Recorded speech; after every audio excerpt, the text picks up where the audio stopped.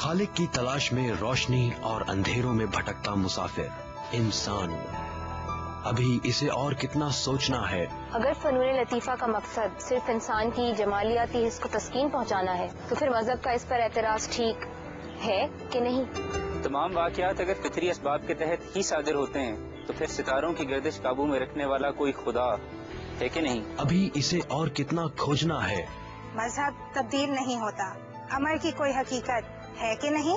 अभी इसे किस किस को पूजना है। अगर दीन का मकसद मौत के बाद सिर्फ जन्नत का हुसूल है तो आज की अमली जिंदगी में इसका कोई असर है कि नहीं?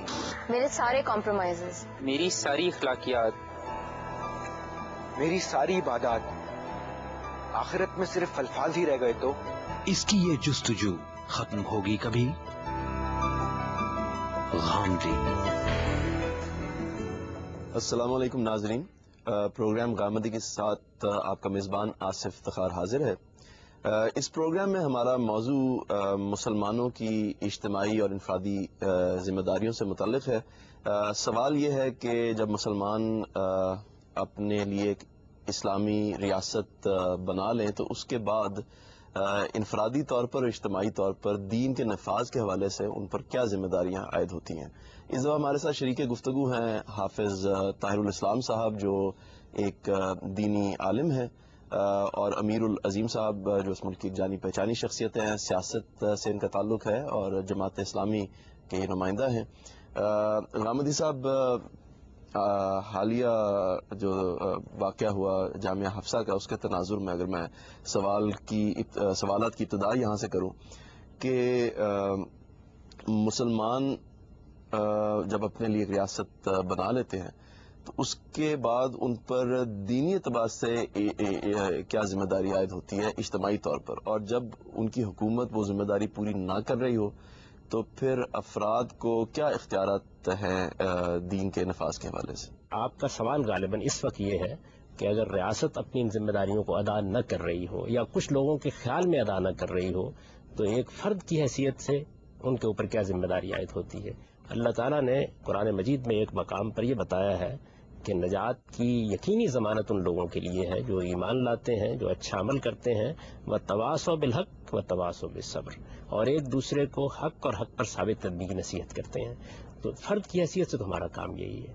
अलबत्ता वो लोग जिनको अल्लाह ताला ने दीन का इल्म दिया है, जिन्होंने दीन में कोई बसीरत पैदा की है, जिनकी हैसियत ये है कि वो ख़ास तौर पर अपनी ज़िंदगी दीन ही के लिए वक्फ़ किए हुए हैं, जिनको हम आज की इस्तिलाह में उलमा कहते हैं, तो कुरान मजीद ने उनकी ज़िम्मेदारी को भी बहुत वज़ाहत के साथ बयान कर दिया है। सूरह तौबा में ये बताया है कि मा कानल मोमिनून लियनफिरू काफ़ा, सब मुसलमान तो ये काम नहीं कर सकते, फलौला नफ़र मिन कुल्लि फ़िरक़तिन मिनहुम ताइफ़ा, उनके अंदर से हर गिरोह में कुछ लोग निकलने चाहिए। वो निकल के क्या करें? लियतफ़क़्क़हू फ़िद्दीन, वो दीन में बसीरत पैदा करें, दीन के सच्चे आलिम बने, दीन को समझें, दीन को जानें, और उसके बाद वलयुनज़िरू कौमहुम इज़ा रजऊ इलैहिम, वो अपनी कौम को खबरदार करें। तो इससे ये मालूम हो जाता है कि फ़र्द की हैसियत से मेरी आपसे मुतल्लक, मेरी सोसाइटी से मुतल्लक, मेरी नज़्म रियासत से मुतल्लक जिम्मेदारी ये है कि मैं सही बात की तरफ तवज्जो दिलाऊं, और एक आलिम की हैसियत से भी अगर मैं दीन का आलिम हूँ तो मेरी जिम्मेदारी की आखिरी हद ये है कि मैं खबरदार करूँ, जो बात गलत है उसके बारे में तवज्जो दिलाऊं।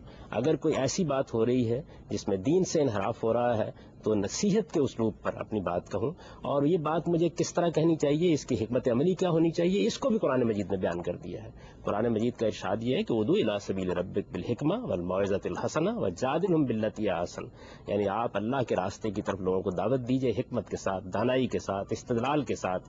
अपनी बात आप एक पैगाम के अंदाज में कहें, इस तरह कहें कि वो दिलों में उतरे, वो रूह के आमाक में उतरे, वो इंसान को वो पाकीज़गी अता करे कि वो ये महसूस करे कि ये वो बात है कि आज दिल खेजत बर दिल रेजत, ये दिल से उठी है और दिल तक पहुंचेगी। इसको हिकमत के साथ अपनी बात पहुंचाने से कुरान ने ताबीर किया है। अच्छी नसीहत का उसलूब इख्तियार करें, यानी आदमी अगर बात नहीं सुन रहा है तो आपका ये काम नहीं है कि आप उसके दारोगे बन जाएं। रिसालत में आप सल्लल्लाहु अलैहि वसल्लम को भी अल्लाह ताला ने खिताब करके ये बता दिया कि इन्नमा अंत मुज़क्किर लस्ता अलैहिम बिमुसैतिर, आपका काम ये है कि आप नसीहत करें, आप लोगों पर दरोगा बनाकर नहीं भेजे गए।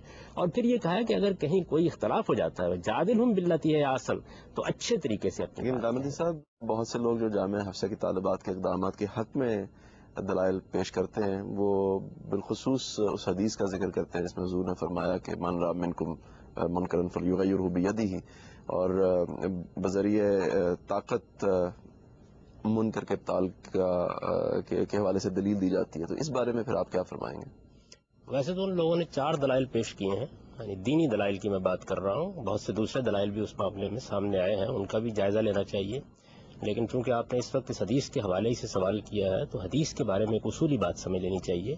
اس میں چونکہ رسالت بآب صلی اللہ علیہ وسلم کی بات بسا اوقات کسی پس منظر کے بغیر روایت ہو جاتی ہے، کوئی ایک جملہ، کوئی 2 جملے ہمارے پاس جس طرح کے راوی حضرات بیان کرتے ہیں اس طرح پہنچتے ہیں، تو اس میں یہ مسلمہ اصول ہے کہ ہم تمام روایات کو دیکھیں گے، دین کے مجموعی نظم کو دیکھیں گے، قرآن مجید کو سامنے رکھیں گے اور پھر اس کی روشنی میں سمجھنے کی کوشش کریں گے کہ روایت کا کیا مدعا ہے، روایت کے الفاظ پر بھی غور کریں گے اور یہ دیکھیں گے کہ اس میں جو بات کہی گئی ہے وہ کس طرف اشارہ کر رہی ہے۔ تو میرے نزدیک اس روایت پہ ہر آدمی کے دائرہ اختیار میں اس کی ذمہ داری بیان ہوئی ہے۔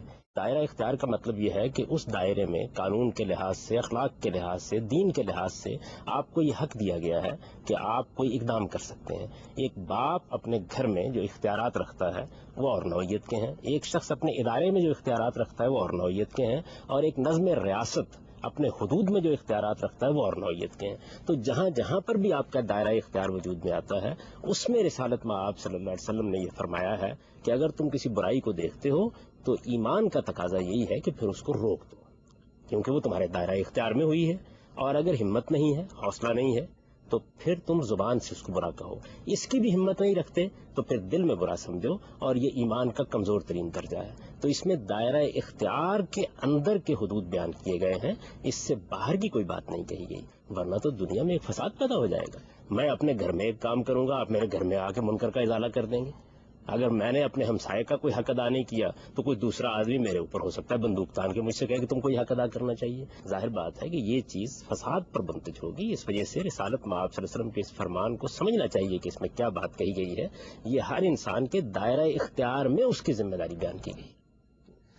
امیر العظیم صاحب، اس اصول سے آپ کس حد تک اتفاق کرتے ہیں اور جامعہ حفصہ کی طالبات کے اقدامات کو آپ کیسے دیکھتے ہیں؟ میرا خیال یہ ہے کہ غامدی صاحب نے جو کچھ فرمایا ہے اس میں تھوڑی سی کمی ہے، اس میں کوئی شک نہیں ہے کہ وتواصوا بالحق اور امر بالمعروف ان سب کاموں کے لیے نصیحت، مشورہ، تبلیغ یہ ابتدائی چیزیں ہیں، اور اس میں حکمت اور دانائی پیش نظر رکھنی چاہیے، لیکن ان مقاصد کے حصول کی آخری شکل تک پہنچنے کے لیے جدوجہد، کشمکش، جہاد، قتال یہ سارے مراحل آتے ہیں۔ اگر آپ ان مراحل سے انکار کر دیں گے تو جو اسلامی ریاست کا قیام اور اس کی بقا ہے وہ ممکن نہیں ہوگی۔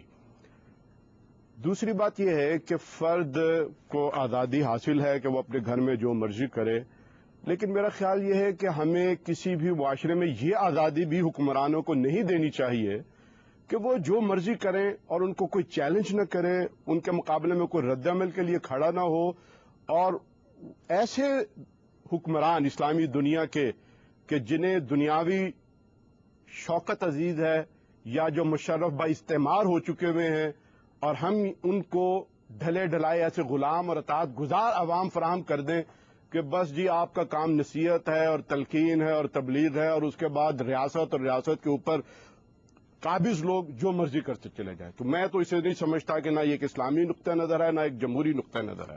لیکن ہمارے معاشرے کے اندر چونکہ ہر چیز آئین اور قانون کے مطابق نہیں ہے، اور یہاں پر رول آف لا نہیں ہے، یہاں رولرز لا ہے، تو آپ کو اس سچویشن کو تبدیل کرنے کے لیے نصیحت، تلقین اور ترغیب سے آگے بڑھ کر جدوجہد کا میدان گرم کرنا ہوگا۔ ناظرین، گفتگو جاری ہے، ہمارے ساتھ رہیے، واپس آتے ہیں ایک مختصر سی بریک کے بعد۔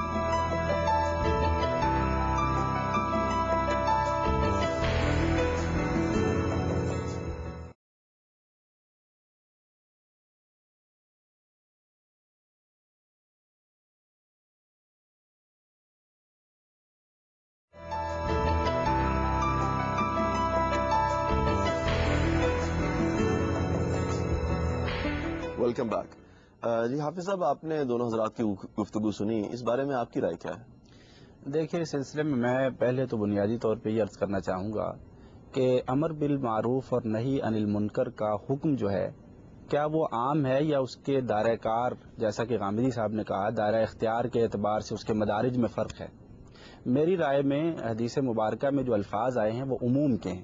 من رعا منکم منکرا فلیغیرہ بیدی، یعنی یہ ایک ہی شخص کے 3 مدارج بیان کیے جا رہے ہیں. اگر وہ ہاتھ سے استطاعت رکھتا ہے تو ہاتھ استعمال کرے، اگر وہ اس سے کم رکھتا ہے تو زبان پہ آ جائے، زبان سے کم ہے تو وہ دل سے اس کو برا جانے. یہ نہیں ہے کہ مختلف مدارج جو ہیں وہ مختلف لوگوں کے اعتبار سے ہیں، یا یہ ہے کہ ایک دائرہ اختیار کو ہم پہلے طے کر لیں، ایسا نہیں ہے. بلکہ جیسا کہ انہوں نے مثالیں دی، اگر ایک شخص ادارے کی حد تک اختیار رکھتا ہے تو وہ اس ادارے میں طاقت استعمال کرے گا، اگر اس ادارے سے باہر کی کچھ دور تک وہ اختیار رکھتا ہے، جتنا اس کا دائرہ اختیار بڑھتا جائے گا اسی طریقے سے وہ اس کو لاگو کرتا جائے گا. طاقت کا استعمال امر بالمعروف اور نہی عن المنکر میں بالکل ہے اور بالکل احادیث میں موجود ہے. جیسا کہ بچوں کے بارے میں نبی کریم نے فرمایا کہ 7 سال کی عمر ہو تو ان کو نماز کا حکم دو، 10 سال کے ہوں تو مار کر پڑھاؤ. اسی طریقے سے یہ تو والدین کو ایک حکم دیا گیا ہے. ایک حاکم جو ہے، آپ صلی اللہ علیہ وسلم نے فرمایا کہ جو شخص نماز با جماعت کے لیے نہیں آتا، میرا جی چاہتا ہے میں اس کے گھر کو آگ لگا دوں. اسی طریقے سے فقہاء نے، علماء نے اس بات پہ بالکل اتفاق ہے کہ اگر آپ کسی جگہ پہ آلات موسیقی یا اس طریقے کے دیگر چیزیں دیکھتے ہیں جو شریعت کے بالکل منافی ہیں، آپ ان کو توڑ سکتے ہیں اور ان کے توڑنے پہ کوئی تاوان نہیں ہے. یہ اس صورت میں. اور پھر باقی انہوں نے بات یہ کہی کہ اس سے فتنے پیدا ہوتے ہیں، تو یہ علماء نے باقاعدہ شرط رکھی ہے کہ آپ کے اس تغییر منکر میں اگر فتنے کا اندیشہ ہے تو آپ نہ کریں. اس صورت میں آپ پر وہ فرض نہیں ہوگا. وہ اسی صورت میں ہے کہ آپ کا قدم جو ہے وہ مثبت انداز میں اٹھتا ہے اور اس کے مثبت اثرات نکلتے ہیں. اگر یہ اندیشہ ہے کہ آپ کے اس تغیر منکر کی صورت میں 4 سٹیجز بیان کیے ہیں ابن قیم نے.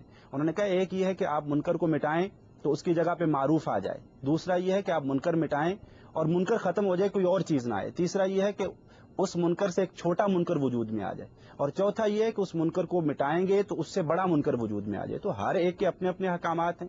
اگر آپ مٹا سکتے ہیں، طاقت سے مٹا سکتے ہیں، آپ کے پاس حکومت موجود نہیں ہے، اس سے کوئی خطرہ پیدا نہیں ہو رہا، اس سے کوئی فتنے کا اندیشہ نہیں ہے، آپ بالکل طاقت استعمال کریں گے. استطاعت کو آپ دائرہ اختیار کے معنی میں لیتے ہیں، کیونکہ پولیٹیکل تھیوری میں یہ لفظ فرق کیا جاتا ہے. بعض دفعہ آپ کو معاشرتی یا قانونی اختیار نہیں ہوتا، لیکن بہرحال آپ طاقت رکھتے ہیں. تو آپ استطاعت سے مراد میری نظر اختیار میں کسی قانون اور معاشرتی اصول کی قطعاً کوئی حیثیت نہیں ہے. میں یہ سمجھتا ہوں کہ شریعت کیا کہتی ہے.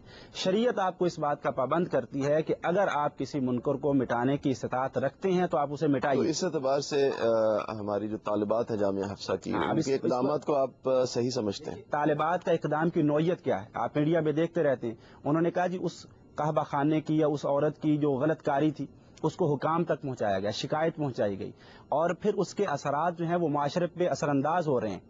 اس محلے کے لوگوں کے انٹرویوز آئے ہیں ٹی وی کے اوپر. انہوں نے کہا جی بالکل ہم اس سے پریشان ہیں. حکام سے رابطہ کیا گیا، انہوں نے کوئی ازالہ نہیں کیا. اس کے بعد جو ہے وہ قدم اٹھایا گیا. اب اس قدم کو دیکھ لیجئے، اس میں یہ سمجھتا ہوں اپنی ذاتی حیثیت سے کہ کچھ پرجوش وہ ہو گئے ہیں، ورنہ شریعت کی روح کے عین مطابق حکام کیوں نہیں کر رہے؟ اصولی طور پہ ٹھیک ہے، اصولی طور پہ تغییر منکر کا وہ اصول جو ہے، اب اطلاق میں اس کے مدارج ہو سکتے ہیں. میرے خیال میں اطلاق کے حوالے سے اس کی مزید تفصیل چاہوں گا، لیکن پہلے میں چاہتا ہوں کہ اصول کی مزید تنقید ہو جائے. غامدی صاحب، آپ نے دونوں حضرات کی بات سنی، آپ ان کے حوالے سے کوئی مزید وضاحت فرمانا چاہیں گے؟ جو بات امیر العظیم صاحب نے فرمائی ہے وہ ایک بالکل مختلف بات ہے. دیکھیے، بات یہ ہے کہ جب کوئی حکومت قائم ہوتی ہے، اس حکومت کے خلاف آپ جدوجہد کرتے ہیں. انہوں نے فرمایا کہ اس میں قانون کی حکمرانی قائم نہیں ہے، لوگوں نے اپنی زبان کو قانون بنا لیا ہے. اس کی آخری شکل بادشاہت یا آمریت ہو سکتی ہے. یہ بھی مسلمانوں کے مختلف ادوار میں قائم رہی ہے. اب سوال یہ ہے کہ اس طرح کی حکومت کو بدلنے کے لیے آپ جدوجہد کرتے ہیں. اس جدوجہد سے کسی کو اختلاف نہیں ہے. خود ہمارے ملک میں آپ جانتے ہیں کہ آئین توڑ دیا جاتا ہے. میں تو ہمیشہ یہ کہتا ہوں کہ آئین ایک مقدس دستاویز ہے. جب یہ توڑ دیا جاتا ہے تو پوری قوم کو اس کا ماتم کرنا چاہیے. اس بات کا حق اللہ تعالیٰ نے اپنے دین میں کسی شخص کو نہیں دیا کہ وہ بندوق کے زور کے اوپر حکومت پر قبضہ کر لے. ہمارے دین میں یہ اصول طے کر دیا گیا ہے کہ امرہم شورا بینہم، مسلمانوں کا نظم اجتماعی ہر حال میں ان کی رائے اور ان کے مشورے کی بنیاد پر قائم ہوگا. لوگ جس شخص کو منتخب کریں گے اسی کا کام ہے کہ وہ لوگوں کے نظم و نسق کی ذمہ داریوں کو سنبھالے. یہ ایک مسلمہ اصول ہے. اس کی خلاف ورزی جب کی جاتی ہے، اس سے پوری قوم کے لیے ایک المناک صورتحال پیدا ہو جاتی ہے. ہر حساس آدمی یہ محسوس کرتا ہے کہ جمہوریت کی اقدار پامال ہو گئی ہیں، آئین کا تقدس پامال ہوا ہے، اور قوم کے اندر بحثیت مجموعی ایک غلامانہ ذہنیت اس سے پیدا ہوتی ہے. ان چیزوں میں سے کسی سے بھی اختلاف نہیں کیا جا سکتا. لیکن اب سوال یہ ہے کہ ہمیں اس صورتحال کو تبدیل کرنے کے لیے جدوجہد کرنی ہے. اس جدوجہد کے لیے دونوں چیزیں ملحوظ رکھی جائیں گی. دین آپ کو کن چیزوں کے بارے میں یہ کہتا ہے کہ آپ وہ نہیں کر سکتے، یہ بھی دیکھنا پڑے گا. اور دوسری طرف یہ بھی دیکھنا پڑے گا کہ دنیا کے اندر جو مسلمہ اخلاقیات ہیں، سیاست کی اخلاقیات ہیں، سماجیات کی اخلاقیات ہیں، وہ کیا کہتی ہیں. ہم مسلمان ہیں تو مسلمان کی حیثیت سے ہمیں یہ بھی دیکھنا ہوگا کہ ہم جو کام کرنے جا رہے ہیں، جدوجہد کرنے جا رہے ہیں، کشمکش برپا کرنے جا رہے ہیں، ہمارا دین اس میں ہمارے لیے کیا حدود قیود متعین کرتا ہے. اور دوسری جانب اگر آپ سیاسی اصولوں کے اوپر کوئی کام کرنے کے لیے جا رہے ہیں تو وہاں بھی کچھ آداب، کچھ حدود دنیا بھر میں طے ہیں. دنیا میں جدوجہد ہوئی ہے، بڑے بڑے انقلابات برپا ہوئے ہیں، ان میں کیا مرحلے ہوتے ہیں کہ جن کے بعد آپ سول نافرمانی تک پہنچتے ہیں. اس سب کچھ کے کچھ حدود طے ہیں اور ان کو دنیا میں مسلمہ اخلاقی حدود کی حیثیت حاصل ہے. یا آپ کہہ سکتے ہیں کہ سیاسی معاملات میں بھی ایک خاص طرح کی اخلاقیات وجود میں آ گئی ہوئی ہے جو اب دنیا میں مانی جاتی ہے. یہ بہت سی چیزیں جو اس وقت بیان کی جا رہی ہیں، آپ جلوس نکالتے ہیں، آپ جلسہ کرتے ہیں، آزادی رائے کے ساتھ اپنی بات کہتے ہیں. ہم مسلمانوں کی ایک پوری تاریخ رہی ہے اور اس وقت بھی بہت سے ممالک میں جس طرح کی حکومتیں قائم ہیں اس کا کوئی تصور نہیں، آپ بات نہیں کر سکتے. ہمارے ملک میں بہت سی یہ چیزیں در حقیقت مغربی اقدار کے تحت آئی ہیں، اور مغرب نے جس طرح جمہوری اقدار کو مستحکم کیا اور وہاں جس طرح کے انقلابات ہوئے، اس سے بہت سی ایسی چیزیں جو اب ضابطہ اخلاق کی نوعیت اختیار کر گئی ہیں. لیکن ہمیں تو سب سے پہلے یہ دیکھنا ہے، جہاں سے آپ نے سوال اٹھایا کہ ہمارا دین ہمیں کیا کہتا ہے. اس وقت جو مسئلہ زیر بحث ہے وہ مسئلہ کسی سیاسی جدوجہد کا نہیں ہے، بلکہ یہ بات کہی جا رہی ہے کہ چونکہ دین نے ہم کو یہ کہا ہے کہ من رأى منکم منکرا فلیغیرہ بیدیہ، یعنی یہ بات ایک روایت کی بنیاد پر بیان کی جا رہی ہے جس میں یہ بیان کیا گیا ہے کہ تم میں سے جو شخص جہاں کسی منکر کو دیکھے اس کو اپنے ہاتھ سے دور کر. ناظرین، اس بارے میں گفتگو جاری ہے، ہمارے ساتھ رہیے. واپس آتے ہیں ایک بریک کے بعد.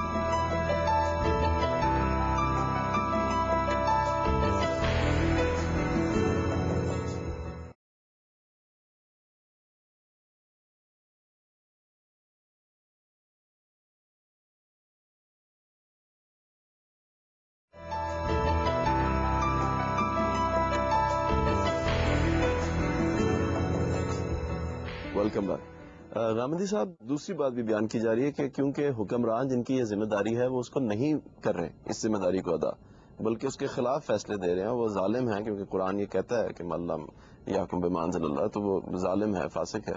تو کیونکہ ان کی طرف سے ذمہ داری وہ نہیں کی جا رہی، تو پھر بہرحال اس کو ذمہ داری کو کسی نہ کسی کو تو پورا کرنا ہے. اس پر بھی گفتگو کرتے ہیں، لیکن میں سمجھتا ہوں کہ حافظ صاحب نے جو استدلال پیش کیا تھوڑی دیر کے اس پہ گفتگو کر لیجئے. آپ نے ان سے سوال کیا کہ کیا اس کے بعد فتنہ پیدا ہو جائے، تو آپ دیکھیے کہ وہی حدیث جس کو مطلق کہہ کے بیان کیا جا رہا تھا اس میں الفاظ کیا ہے، من رأى منکم منکرا فلیغیرہ بیدیہ، جو کوئی بھی تم سے کسی برائی کو دیکھتا ہے اسے چاہیے کہ ہاتھ سے اس کا ازالہ کر دے. اب انہوں نے شرائط بیان کرنا شروع کر دی. یہی بات ہے جس کی طرف میں نے توجہ دلائی ہے کہ روایتوں کے اندر جو مضمون ہوتا ہے وہ مطلق نہیں ہوتا. اس کو آپ قرآن کی روشنی میں دیکھتے ہیں، اس کو آپ دوسری روایات کی روشنی میں دیکھتے ہیں، اس کو رسالت میں آپ صلی اللہ علیہ وسلم انبیاء کے عمل کی روشنی میں دیکھتے ہیں، اس کو سامنے رکھ کے آپ اس کا مفہوم متعین کرتے ہیں.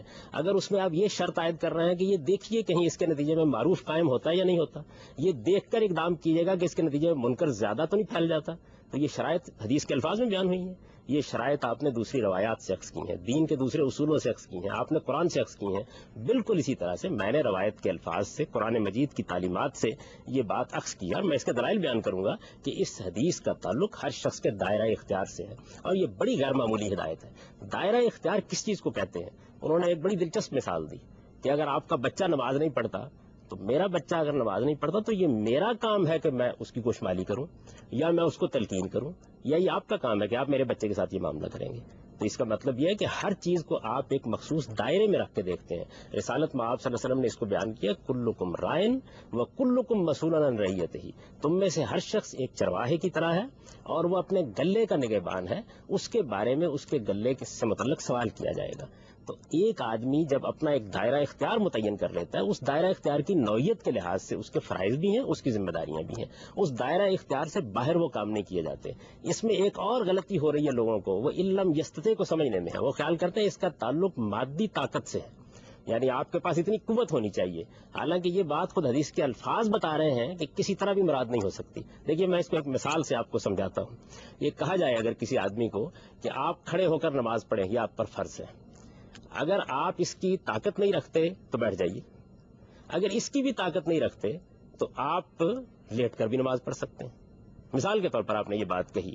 تو اب مجھے یہ بتائیے کہ اگر کوئی آدمی طاقت نہیں رکھتا، بیمار ہے، مریض ہے، اس کے اندر ہمت ہی نہیں ہے کہ وہ کھڑا ہو سکے اور اس نے لیٹ کر نماز پڑھی یا بیٹھ کر نماز پڑھی، تو وہ نماز پڑھنے کے معاملے میں ایمان کے آخری درجے پر آ جائے گا؟ کہیں گے آپ یہ؟ یعنی جس وقت وہ طاقت آپ کو حاصل نہیں ہوتی جو آپ کو مکلف کرتی ہے کسی حکم پر عمل کرنے کا، تو پھر آپ کبھی ایمان کے نچلے درجے پر نہیں آتے. یعنی پھر یہ نہیں کہا جائے گا کہ وہ آدمی جو اپنی معذوری کی وجہ سے، آپ نے دیکھا ہوگا مسجدوں میں بہت سے لوگ ہیں کہ جو کرسی پر بیٹھ کر نماز پڑھ رہے ہیں، تو کیا وہ نماز کے معاملے میں دوسرے درجے پر آ گئے ہیں؟ ان کے اندر اتنی استطاعت ہی نہیں ہے کہ وہ کھڑے ہو سکیں. تو یہاں وہ استطاعت مراد ہی نہیں ہے، ورنہ یہ نہ کہا جاتا کہ جو آدمی دل میں برائی کو برا سمجھتا ہے وہ ایمان کے آخری درجے پر آ جاتا ہے. اور یہ کہا ذالک اضعف الایمان، وہ کمزور ترین ایمان ہے. طاقت کا نہ ہونا تو اس کے لیے عذر بن جاتا، طاقت کا نہ ہونا تو عذر بنتا، پھر تو یہ بات کہی نہیں جا سکتی. یعنی اس روایت کے تو الفاظ نے واضح کر دیا کہ آپ کے پاس جس استطاعت کا یہ ذکر ہے اگر وہ نہیں ہے تو آپ ایمان کے دوسرے درجے پر آ جائیں گے. یعنی اگر آپ ہاتھ سے نہیں روکتے اور آپ زبان سے برا کہتے ہیں تو دوسرے درجے پر آ جائیں گے، اور اگر آپ دل میں برا سمجھتے ہیں تو ذالک اضعف الایمان، یہ سب سے کمزور ایمان ہے. اس لیے میرے نزدیک یہ دائرہ اختیار میں ہمت اور حوصلے کے معنی میں ہے. آدمی اچھی عربی جانتا ہو تو وہ سمجھتا ہے کہ اس کا مفہوم کیا ہے. اب دیکھیے ایک آدمی کا دائرہ اختیار ہے، یعنی وہ باپ ہے. باپ کی حیثیت سے وہ گھر میں اپنے بچے کو نماز پڑھنے پر ٹوک سکتا ہے، گوشمالی کر سکتا ہے. وہ یہ نہیں کرتا. دو وجہ ہو سکتی ہیں، ایک تو یہ ہے کہ اس کو شعور نہیں ہے، اور دوسرا یہ ہے کہ وہ یہ محسوس کرتا ہے کہ بغاوت ہو جائے گی، میں شاید اس کی ہمت نہیں رکھتا، ہو سکتا ہے بچے میری بات نہ سنیں. یہ وہ استطاعت ہے جس کو یہاں مراد لیا گیا ہے. اسی وجہ سے جب آدمی اس معاملے میں خوف زدہ ہو کر اپنے دائرہ اختیار میں بھی کمزوری دکھاتا ہے تو پھر وہ ایمان کے نچلے درجے کی طرف گر جاتا ہے. یہ تو روایت کے الفاظ پر میں آپ کو غور کی دعوت دے رہا ہوں کہ اس کو بالکل غلط سمجھا گیا ہے، اس میں استطاعت کا یہ مفہوم ہی نہیں ہے. صاحب اس کے دوسرے پہلوؤں پہ بھی میں چاہوں گا کہ آپ مزید روشنی ڈالیں، لیکن اس سے پہلے میں چاہتا ہوں کہ امیر العظیم صاحب کے جواب میں ایک پہلو ایسا رہ گیا تھا کہ جو سامنے نہیں آیا. میں نے یہ پوچھنا چاہتا آپ سے کہ ہماری ان طالبات کے اقدامات کو آپ کیسے دیکھتے ہیں؟ آپ نے اس کے بارے میں کوئی واضح بات؟ ہوتا ہے، ہر جگہ پر ہوتا ہے. میں نے عرض کیا کہ ہر محلے میں جہاں اس طرح کی فحاشی کے مراکز ہوتے ہیں، فاحشہ لوگ آتے ہیں، وہاں پر لوگ ایک دن اکٹھے ہو جاتے ہیں اور پھر وہ سب اکٹھے ہو کر ان کو کہیں نہ کہیں بٹھاتے ہیں. وہ کسی بیٹھک میں لے جائیں، کسی چوبارے پہ لے جائیں، وہ کسی چوپال پہ لے جائیں اور جا کر ان سے وعدہ لینے کی کوشش کرتے ہیں کہ جی آپ آئندہ یہ کام نہیں کریں گے یا محلہ چھوڑ دیجئے. میرا خیال ہے ہمارے اخبارات اس بات کے گواہ ہیں. کہیں مطلب ڈیلنگ میں ضرورت سے زیادہ واقعات جو ہے وہ ہاتھ سے بھی نکل جاتے ہیں، پھر پولیس انٹر ہو جاتی ہے یا اور دیگر قانون نافذ کرنے والے ادارے اس میں جمپ ان کر جاتے ہیں. اصولی طور پر آپ کے نزدیک میں سمجھتا ہوں کہ یہ ایک قانون سے ہٹ کر ایک رواج ہے، اور قانون کا سورس جو ہے وہ ایک ریت، روایت اور رواج ایک مطلب مانی جاتی ہے. اس لیے اس میں کوئی ہچکچاہٹ نہیں، اور یہ علاقے پہ ڈیپینڈ کرتی ہے. مثلا صوبہ سرحد میں یہ فوراً ہو جائے گا، البتہ کراچی اور اسلام آباد کے اندر یہ ذرا وقت لگے گا کہ وہ ایک واقعہ نہیں کئی واقعات ہو جائیں گے تو پھر لوگ جو ہے وہ اس میں بھی کوئی بات مانے نہیں ہے کہ آپ کسی گھر میں داخل ہو جائیں اس کی پرمیشن کے بغیر. دیکھیے میں پھر عرض کرتا ہوں کہ انہوں نے کسی کو اغوا نہیں کیا، محلے دار اکٹھے ہوئے ہیں، محلے داروں نے ان کو بلایا ہے اور ان کو ساتھ لے کر آئے ہیں. اگر تو آپ اس پورے واقعے کے اندر حوصلہ شکنی کرنے چاہتے ہیں ان لوگوں کی کہ جنہوں نے ایک برائی کو راستہ روکا ہے، اور حوصلہ افزائی کرنا چاہتے ہیں ان لوگوں کی کہ جو بدی کے اندر مبتلا ہیں، تو آپ خود فیصلہ کر لیجئے کہ جی کس نے غلط کیا اور کس نے درست کیا. جی امیر العظیم صاحب، اس میں بہت سے اور پہلو ہیں جن کے بارے میں مزید سوالات میں کرنا چاہوں گا، لیکن ناظرین ان سوالات کو ہم کریں گے ایک چھوٹی سی بریک کے بعد.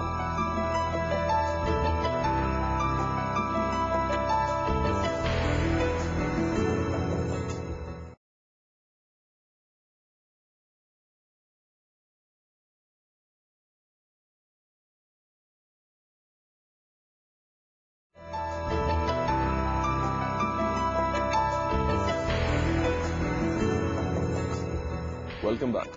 حافظ صاحب، اصولی طور پر آپ کی اس بارے میں کیا رائے ہے؟ پہلی بات تو یہ ہے کہ اسلام جو ہے وہ ہر ایک شخص کو اپنی پرائیویسی کا، اپنی شخصی آزادی کا مکمل حق دیتا ہے. لیکن صورت واقعہ آپ ذرا غور کیجئے کہ ہے کیا.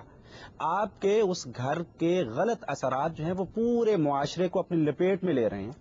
اب آپ کا وہ حق اسی طرح مطلق نہیں رہے گا، اس میں آپ نے خود ایک جواز فراہم کیا ہے، لیکن اس کے باوجود یہ بھی نہیں کہا جا سکتا کہ آپ دندناتے ہوئے اس کسی کے گھر میں جائیں، اس کے جو آداب ہیں، جو ضوابط ہیں، جو دین نے ہمیں اخلاقیات کا ایک سبق دیا، اس کو ملحوظ رکھا جائے گا. اس لیے اس واقعے میں اگر یہ ہوا ہے کہ وہ زبردستی گئے ہیں اور انہوں نے ان کی بے عزتی کی ہے یا کوئی اس طرح کا واقعہ ہے، میرے خیال میں اس کی کوئی حمایت نہیں کرے گا. اور اگر واقعہ یہ ہے کہ ان کو سمجھایا بجھایا گیا ہے، جیسا کہ بات ہو چکی، میرے خیال میں لمبی بات کرنے کی ضرورت نہیں ہے. امر واقعہ یہ ہے کہ ان کو لایا گیا اور لایا جا سکتا ہے.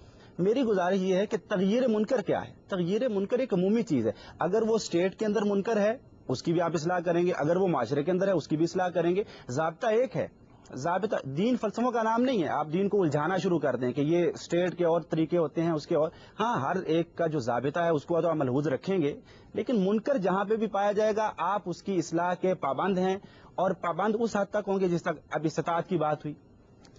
بھائی عربی زبان جو ہے وہ اسلاف کی بھی اچھی تھی، ابن تیمیہ سے بڑھ کر کوئی عربی دان نہیں ہے، میں یہ سمجھتا ہوں. اور انہوں نے اپنے دور میں بغیر کسی حکومت کی پرمیشن حاصل کیے شراب کے مٹکے توڑے ہیں، اپنے تلامذہ کو ساتھ لیا ہے. اور یہ جو طریقہ کار ہے یہ اسلاف میں پایا جاتا ہے، کتاب و سنت کی بنیاد پہ پایا جاتا ہے. یہ اصل میں جرت ایمانی کا اظہار ہے. میں یہ عرض کرتا ہوں کہ کتاب و سنت کی نصوص اور تعلیمات اور اہل علم کے فیصلے یہ بات آپ کو واضح کرتے ہیں کہ منکر کو روکنا وہ تو افراد معاشرہ کے لیے درست ہے، لیکن اس پر عملاً تعزیر نافذ کرنا اس کا اختیار ان کے پاس نہیں ہے. اس صورت میں جب باقاعدہ مجاز اتھارٹی موجود ہو اور اس کو سزا دلوانا یعنی ممکن ہو. یہ حدیث کے اوپر یہ شرط جو ہے یہ بات کیسے عائد ہوتی ہے؟ یہ بات بھی ہوئی، یہ بڑی اہم بات ہے. یہ کوئی بھی نہیں کہتا کہ ایک قرآن مجید کی آیت کو یا حدیث کو بالکل آپ الگ کر کے دیکھیں، یہ کون کہتا ہے؟ آپ حدیث کی بات کرتے ہیں، میں کہتا ہوں قرآن مجید کی کوئی آیت اس کے سیاق سے ہٹا کر آپ اس کا مفہوم نہیں سمجھ سکتے. لیکن سوال یہ ہے کہ وہ سیاق آئے گا کہاں سے؟ جی وہ آپ کے اپنے ذاتی علم و منطق کی روشنی میں آئے گا یا اسلاف کی تشریحات اور کتاب و سنت کی نصوص کی روشنی میں آئے گا؟ اختلافی مسئلہ یہ ہے. تو اسلاف نے کیا نصوص پیش کیا جس سے یہ قید عائد ہوتی ہے اس امپلیمنٹیشن پر کہ بہرحال حدود تو نہیں نافذ کی جا سکتی، کیونکہ بہرحال منکر کی جو تغییر ہے اس کا جو ابطال ہے وہ اس ذریعے سے بھی ہوتا ہے. یہ قید آپ کس اصول پر عائد کرتے ہیں؟ دیکھیے فتنے کو روکنے کے لیے والفتنہ تو اشد من القتل، قرآن مجید کہتا ہے کہ فتنہ جو ہے وہ قتل سے اشد ہے. اسی طریقے سے قرآن مجید کے اندر اور نبی کریم صلی اللہ علیہ وسلم کے فرامین کے اندر بے شمار ایسی چیزیں موجود ہیں جو ہمیں یہ بات بتاتی ہیں کہ اور نبی کریم کے عمل میں ایسی چیزیں موجود ہیں. آپ نے 8 سال تک مکہ کے بتوں کو نہیں توڑا. کیوں نہیں توڑا؟ اس لیے کہ اگر آپ اس دور میں توڑتے تو ایک بڑا منکر پیدا ہوتا اور وہ یہ ہوتا کہ کھلم کھلا تصادم شروع ہو جاتا اور مسلمان اس طاقت میں نہیں تھے. لیکن فتح مکہ کے موقع پر آپ نے سارے بت مسمار کر دیے.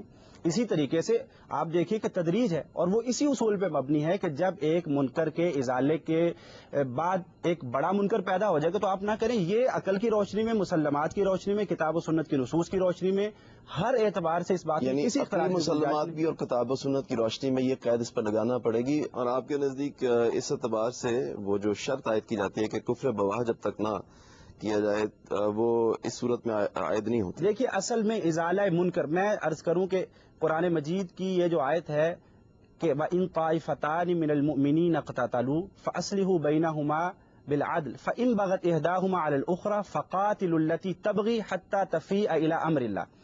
یہاں پہ اللہ تبارک و تعالیٰ نے یہ ضابطہ واضح کیا ہے کہ اگر کوئی جماعت ظلم کے اوپر کاربند ہے، گامزن ہے، تو آپ اس کو پہلے تو سمجھائیں، صلح کروائیں دو جماعتوں کے درمیان. اور یہ اصول عام ہے. اگر وہ اس سے باز نہیں آتی فقاتلو، پھر قتال کرو.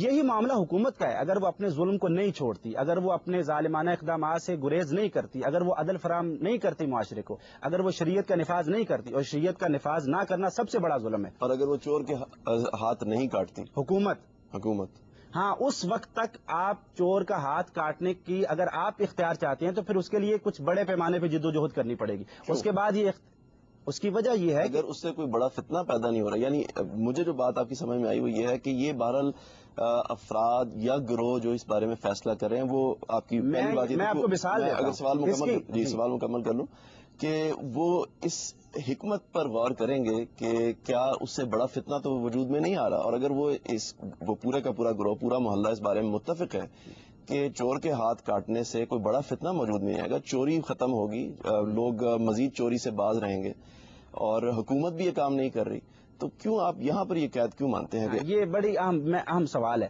اصل میں جب آپ کسی معاشرے کے اندر رہتے ہیں تو اس پورے معاشرے کے حالات کو سامنے رکھنا ہوتے ہیں. یہ بھی شریعت کا حکم ہے.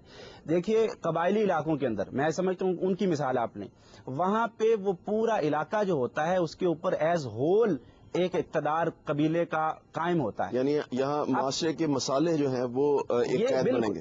معاشرے کے مسالے دفع ضرر اور وہی جو جیسا کہ میں نے عرض کیا کہ بڑے فساد کا خطرہ، اگر وہ ساری چیزیں نہ ہوں اور ان مسالے کو سامنے رکھنا کسی دینی اصول کی نفی نہ ہوگی. کس قسم کے مسالے؟ یعنی جن مسالے کا اگر وہ دین کی بنیاد پہ مسالے ہیں، یہ کوئی مسئلت نہیں ہے کہ آپ آرام سے اپنے اداروں میں بیٹھ کے، اپنے دفتروں میں بیٹھ کے، ٹی وی پروگراموں کے اندر حکومت کو واضح نصیحت کرتے رہیں اور حکومت جو ہے وہ اپنے اسی ظلم پہ کاربند رہیں، یہ کوئی مسئلہ نہیں ہے. مسئلے جو ہے نا وہ بہت الجھا رہے ہیں. میں صرف یہ بات سمجھنا چاہ رہا ہوں اور میں سمجھاتا ہوں. آپ 1 منٹ لگے. آپ فرمائیے. میرا خیال یہ ہے کہ پاکستان میں کسی دینی مکتب فکر کی یہ رائے نہیں ہے کہ موجودہ سرکمسٹانسز کے اندر تعزیر اور حدود جو ہے وہ نافذ کی جا سکتی ہے، نہ اہل محلہ، نہ اہل مسجد اور نہ اہل مدرسہ. البتہ یہ کہ اہل محلہ یا علاقے کے لوگ مل جل کر کس بدی کے لیے رکاوٹ کھڑی کر سکتے ہیں، کس نیکی کو فروغ دے سکتے ہیں، یہ ایک حق ہے اور اس کو استعمال کیا جا سکتا ہے. ناظرین، گفتگو ایک دلچسپ موڑ پر آ چکی ہے. ہم اس گفتگو جاری رکھیں گے ایک چھوٹی سی بریک کے بعد.